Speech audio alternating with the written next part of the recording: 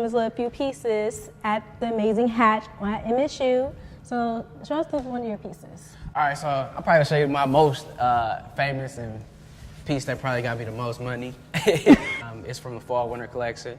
I actually designed this piece probably like 6 months ago in the summertime. I was actually in Atlanta, Georgia.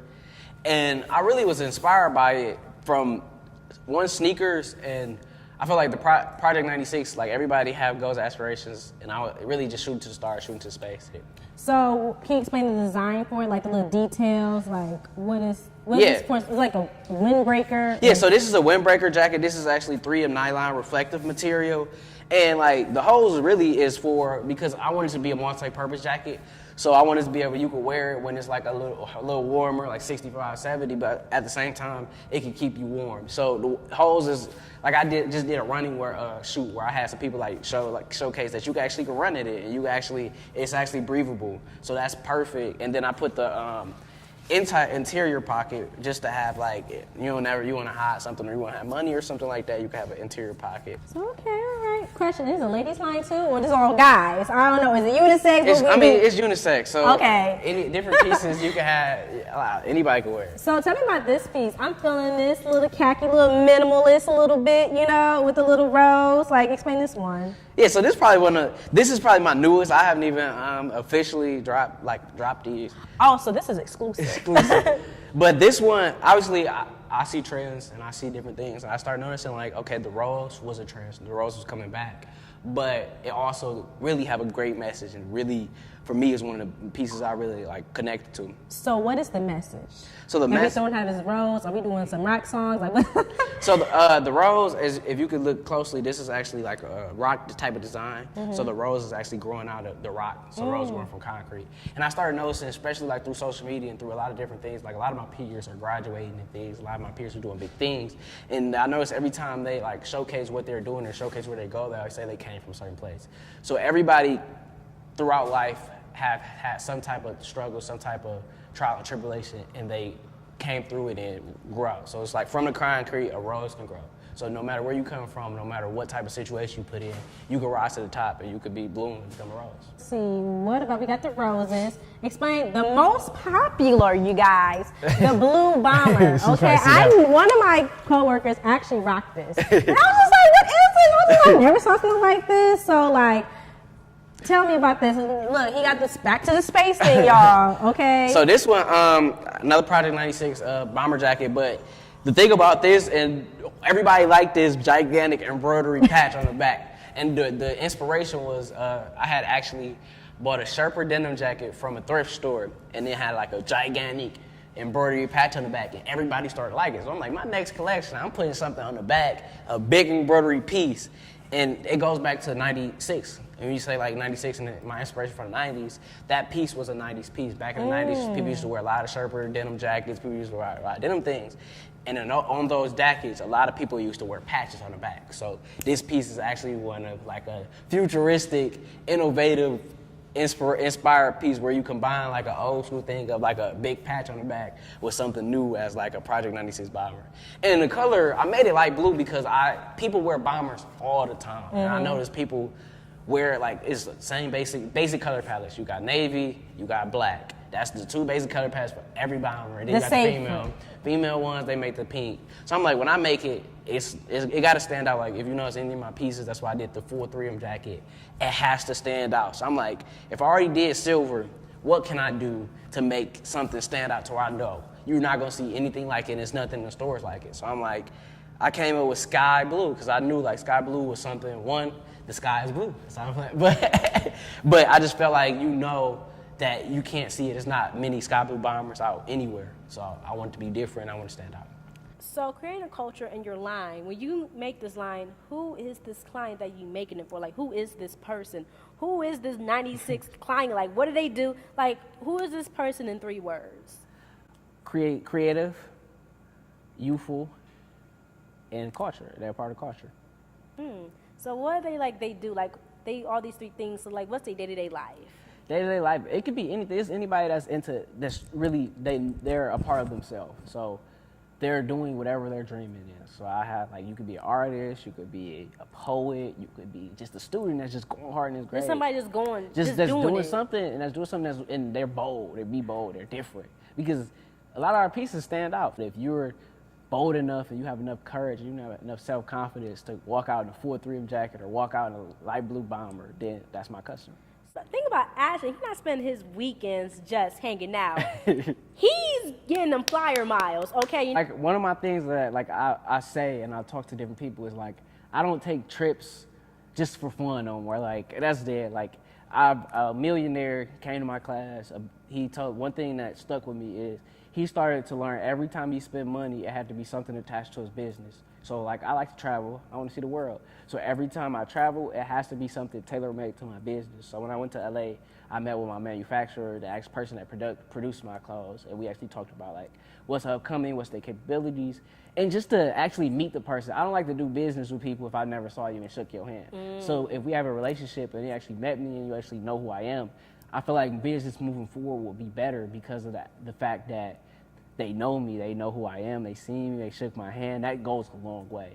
Also, it's just promotion. Like when I was at LA, met with my friend who actually lived out there. I started to talk about what's the places where you think I should be, what stores, and I saw stores. I went to Fairfax and started to think about growth strategies and where I could be. New York, which is I'm going next week. I'm actually meeting with a venture capitalist, so a potential investor in my brand. And I gotta promote my brand to him, talk about what I'm doing moving forward, my new products, show him my products, and just talk about what 96 is and introduce him to him so that could be potentially fruitful in my growth. Also, I meet with a PR agency about branding. So like I said, I got dope product and a lot of people talk about it a lot and the people that wear it really like it. So my thing is I need to get in front of as many eyeballs as possible because I feel like that's what I'm missing. Like, it's good here, a lot of people know about it, but if I want to go global, what's the best way to get in front of as many eyeballs as possible? And that's like what I'm moving at. Like, This sounding kind of pricey now. So where you getting all this cash? Like, you a student, you a fashion designer, you making like, how you getting the funding? Cause I'm just thinking about flyers, like the plane ticket, classes, books, as well, supplies, material. Like, how? Like how? Well, on top of doing all of this, I work 4 jobs. So, like, that's why people like, I don't really see you a lot. Like, if I'm not at work, I'm in class. If I'm not in class, I'm doing this. Like, I'm doing stuff for my brand. That's it. Like, you're not gonna see me at parties. You're not gonna see me just chilling. If everything is intentional, like some days, like Thursday, I work 3 jobs in a day. Like, I get about 3 hours. Each is 1 hour's lunch, 1 hour's dinner. Another hour, I might take like 2-second nap, and that's it. And then I'm working 8 to 1. I'm working 2 to 6. I'm working 6 to 12. Like, that's it. So how do you not burn out?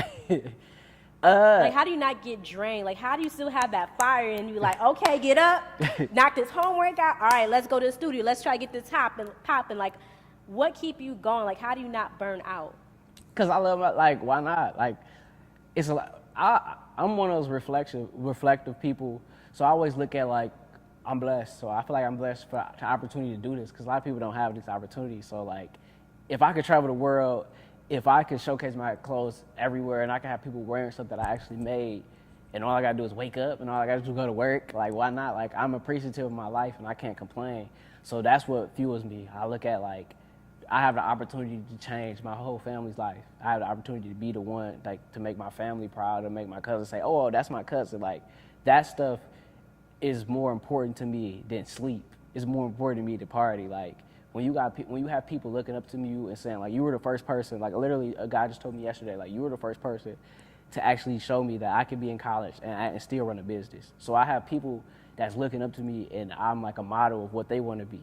So it's not even about me. I take myself out the situation. If I'm tired, I think about those people. I think about my family who are heavily invested in me, and they really want to see me do big things. So I have to do it because I know people are counting on me, and people really want me to be great. So I gotta work. I gotta put it on, and I know, like, if I fail, then I'm letting people down, and I don't like that. Like, failure is something like that's not an option for me. So after visiting these cities, you starting to see the world. Have you been outside the country yet? Dubai. Oh, He got Dubai money. Okay. All right. So what are you doing in Dubai? I gotta ask that real quick. What are you doing in Dubai? This vacation or this was work? It's a little bit of everything. So I was studying capitalism in a new country. So Dubai is a new country. It's probably So one this of was part of your class, like study abroad. Yeah, I study abroad. So one thing I wanted to learn about is it's a new country. So I wanted to learn because it's only 4 years old. So I wanted to see how they turned this desert into one of the richest countries in the world. So I was looking at, we started looking at like the ruler and different business ventures and how like they brought investors and stuff like that. So it's really capitalism, e-commerce, and looking at different brands that are out there. So they actually built factories and different opportunities as far as like they don't have taxes. So it's really just looking at business aspects of the country. So where do you see yourself living at? So you see all this opportunity for jobs and stuff. So we thinking about a little place in Malibu, like in LA, or you thinking like Tribeca in New York? Like where you see yourself living at? Or you trying to be by coastal or maybe outside the country? Like where you see yourself like settling after college? Because you a junior, so you don't have that much time in college yet. So like long run, like. So long term, I probably will live in LA. I just like LA just because of the environment. I feel like people in LA, they want to work more. They want to. It's just that everybody in LA trying to do something, and they coming from other places. So LA is like a hub for people like myself that are creative, that are inspired, that are driven, and I like that energy. Like you gotta be like.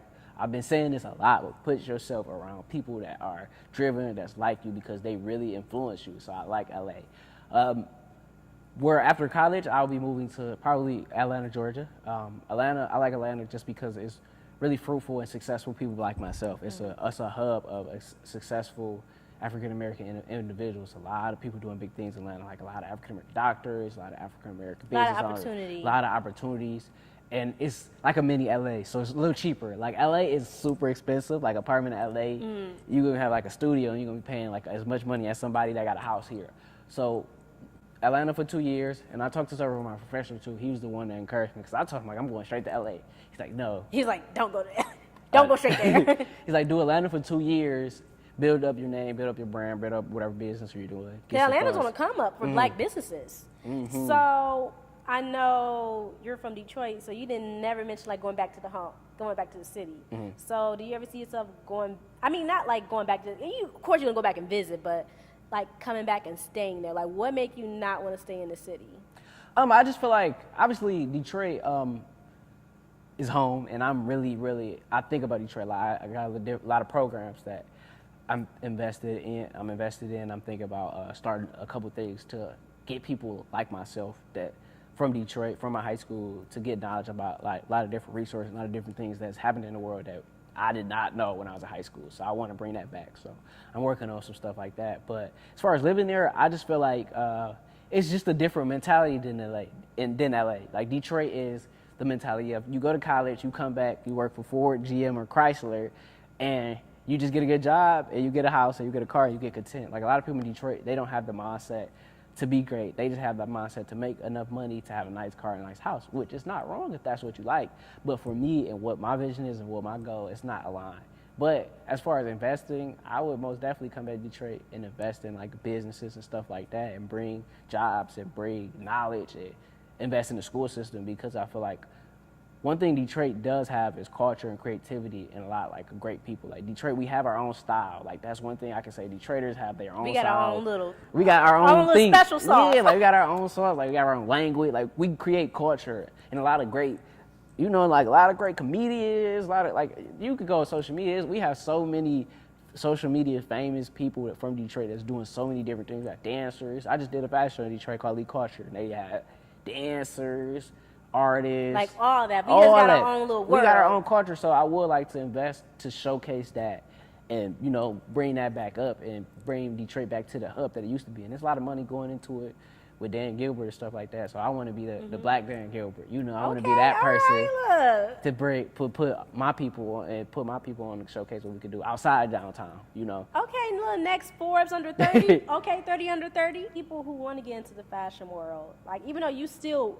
an up and comer, like you're doing big things. So like, what do you think are the steps and tools like you need to go from like the idea, the sketch pad, to the showroom to like out here just doing it? You said first step is start. And don't talk about it to everybody that you know. Like if you got an idea, and that's with anything, fashion in general, but anything that you want to do, start and just hit and use Google. Like Google is you can do anything through Google. Utilize the internet. The internet is the best. Like everything I got is through the internet, man. Like stop asking everybody and trying to figure out through people. Sometimes you just gotta sit down and do it yourself. A lot of times in life, you gotta do it yourself. So everybody ain't not gonna be willing to help you in the beginning. People only gonna start trying to help you when you start gaining traction, when you start actually doing big things. So in the beginning, don't get mad if everybody ain't trying to help you. It's not that they don't care about you. It's just that everybody got something going on in their life. So I would say use the internet, be self-taught in a lot of things. Like if you don't have the capital, you can't pay everybody to make your designs. You can't pay everybody to make your clothes. So use your resources, be self-taught, hustle. So if you know like clothes cost, it costs. So Save up. You got to save up. And you got to really, sometimes you got to make sacrifices. You have to sacrifice a lot of things. Like if you need clothes, you need to work, you need to go places, you can't go to parties, you can't do certain things. And that's just life. You can't do everything. You cannot do everything. If you want to be a successful entrepreneur, you're not gonna be at a party, you're not gonna be social, you can't do everything. So you got to make sacrifices. And after you do all of that, just be yourself. And don't let people influence you. If this is what you want to do and you want to make something that you think is dope, make it. Don't let everybody influence you because you don't know how many times people say you should do this, you should make this, you should make that. I know it's not bad intentions, but I'm doing me. I'm going to do me. And be proud of what you're doing. I notice this a lot where a lot of people have so many goals and aspirations and they downplay themselves. Like trying to be quote unquote humble. Yeah, trying to be humble or trying to be cool or just they don't have confidence in themselves to say like, yeah, this is me, like this is what I'm doing, and this is what I like. Like, a lot of people be like, yeah, I'm just, I'm doing a little something. People come up to me like, Ash, I see you did this fashion show, I see you out there working, and I used to be like, yeah, I'm just like, this little something, little project, yeah, you know what I'm saying? But now I be like, yeah, like I'm out here, like, yes. Like that's it's like your child. Yeah, it's like, your child, yes. Like I'm doing stuff, like that's me. Like yes, I did a fashion show, yes, I'm out here working, yeah. Like I'm happy and I'm confident in myself to say like yes, and to really put out there that I'm doing something and I really like love my brand. 10 years from now, will you see 96 being that? 10 years. We talk about, it's 2017 now, we talk about 2027. Where 96 gonna be? We're gonna see it like in boutiques, department stores, like where you seeing it? Like we gonna speak it to existence, you know what I mean? So yeah. what we seeing this line going? 10 years from now, I see 96 worldwide, so I see it as a global brand. For me, I don't know if I want to move into flagship stores. I know I want to open a store, but I don't know if I want it to just be particularly 96. I might want it to be just one of those places where people can just go hang out. Like a showcase room Like a showcase room where you have like exclusive brands. Obviously 96 would be featured. I might open a few flagship stores in places. Like Atlanta is a big place because I feel like it's growing and it's a hub. Like LA, I feel like LA and New York so saturated with brands, I don't know if I would open there unless I grew. Mm-hmm. But it's 2 stores, one flagship store and then one store like just a showcase store. Obviously, I see 96 growing beyond apparel. That's one thing I never said. So you're saying like more like a lifestyle? Like a lifestyle. So 96 could be a conglomerate brand instead of branding instead of clothing. So I would like to brand it and venture to different things. So entertainment. One thing I did when I went to LA was I saw a lot of different studios. Was this a class? So they brought class, you just went on your own time?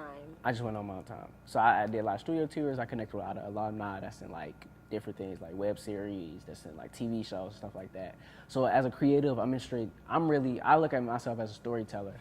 I look at myself like every piece is inspired by something, so I know I can implement that type of creativity to so many different things. So I look at it as an entertainment company. I look at it as like one of my ultimate idols that people can relate to is like a Jay-Z, where how he took like he took Rockaware and then he did Rock Nation, and then he got like investment company, he's got Tidal. So I look at myself as that same type of person. That's what my growing aspirations to be, is to have a conglomerate company, a group of different companies. So I can have an entertainment company, I can have a fashion line, I can have a technology application, I can have stores, or I want to grow and implement my creativity in so many different. This bad boy worldwide. Yeah, take my stuff and put it into different pieces. And that's okay. A lot of times people say you only can do one great thing, but if you're creative and you know what your talent is, like my talent is creativity. It's not just clothes. I could create anything I feel or like if I put my right mind to it and you take the time to invest, to self-teach and to get around the resources. So a lot of my mentors that I have now one of my mentors has a technology company and just got $10 million in investment. A lot of people I know are successful in so many different fields, and I surround myself with a lot of different pieces. One of my mentors owns an ice cream shop. Wow. And it's the best ice cream shop in New York.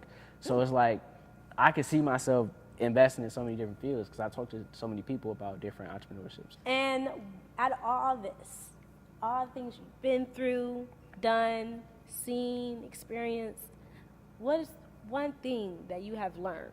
You really have to know yourself, because a lot of things that you think you really value, you don't value. It's not valuable. Like money, I used to think like money would be like the thing that would be like everything. Money would change everything. Like Drake said, money would change everything. But that like once I started working 4 jobs and like money became something where I started looking at money as an asset. Like a tool. Like a tool.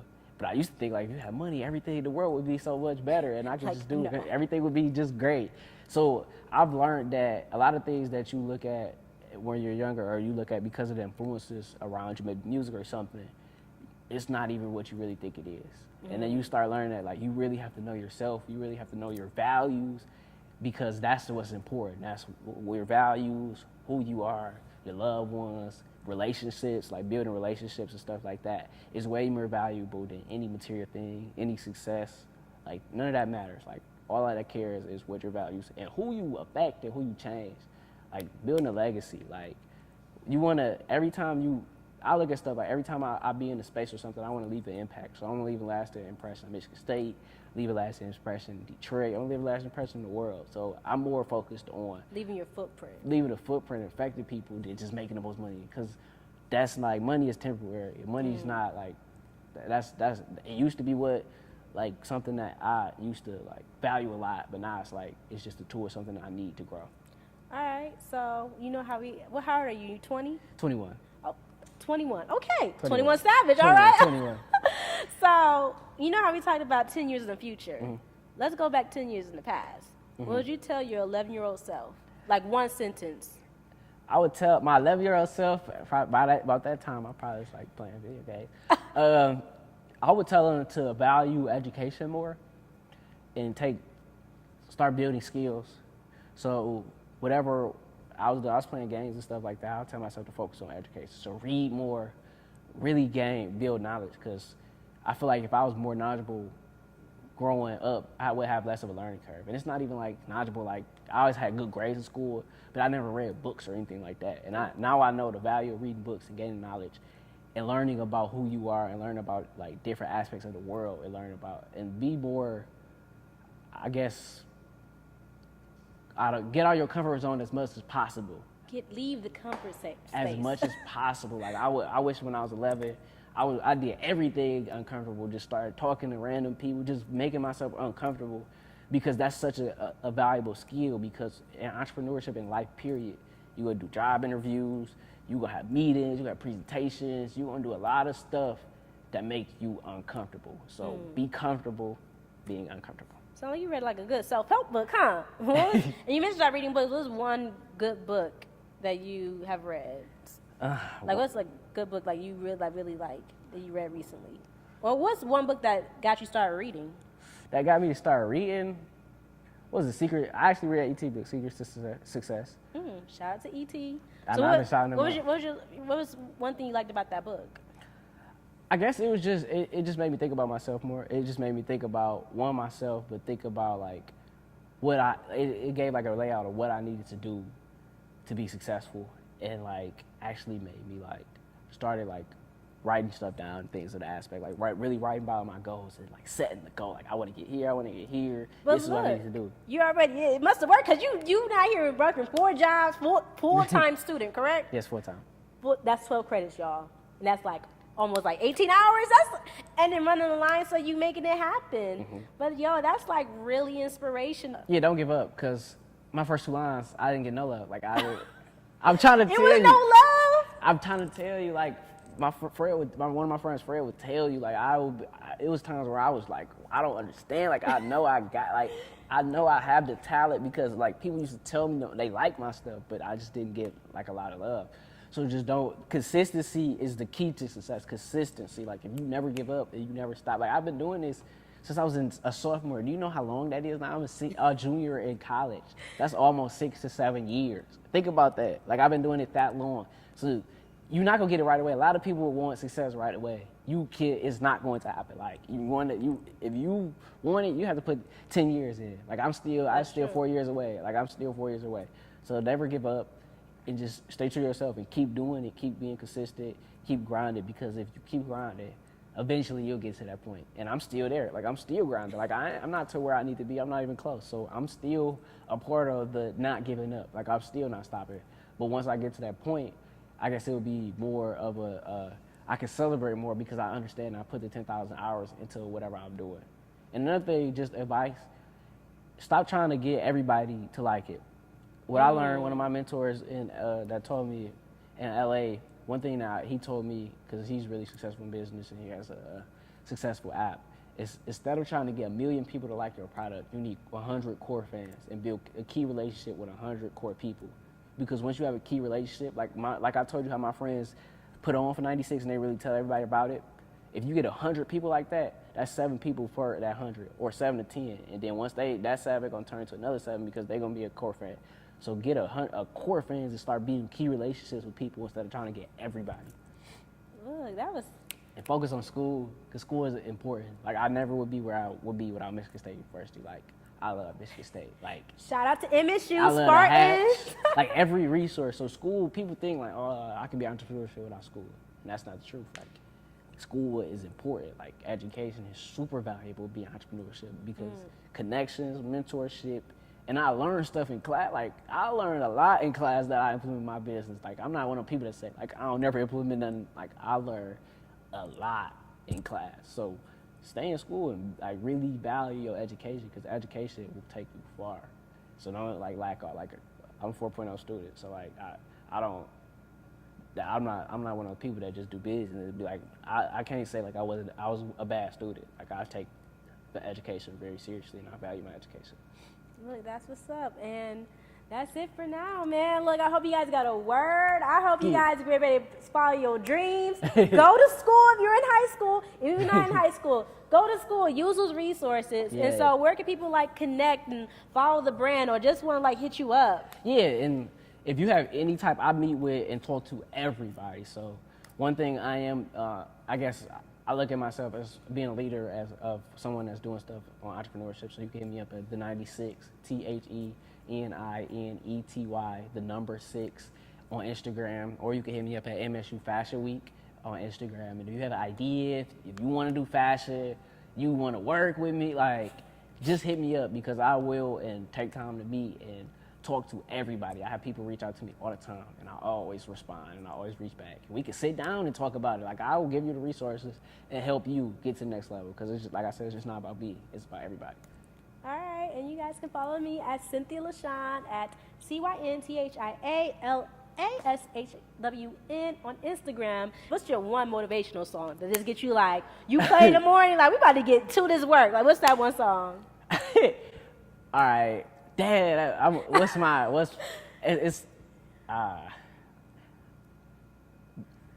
can't tell me nothing. Okay.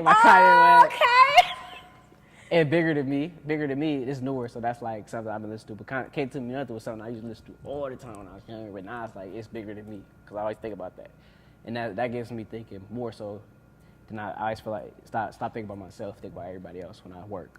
All right, so y'all got some song lyrics to keep you going, some advice. Look, if you don't do it, look, like Nike said, just do it. Just do it. Shout out to Voice Mag. Hey. We out here. Don't forget to subscribe, you guys. Subscribe to the channel, for real. All right, see you guys later. Bye. 96. Who makes Big Sean. Oh, how did that song go? This is bigger than me. All I want. You're not about to make me sing.